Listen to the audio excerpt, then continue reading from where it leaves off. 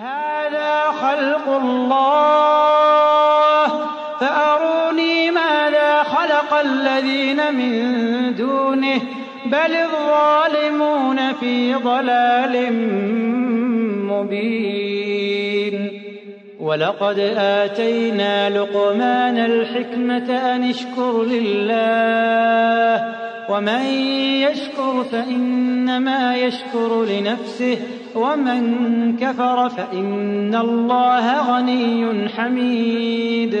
وإذ قال لقمان لابنه وهو يعظه يا بني لا تشرك بالله إن الشرك لظلم عظيم. فوصينا الإنسان بوالديه حملته أمه وهنا على وهن وفصاله في عامين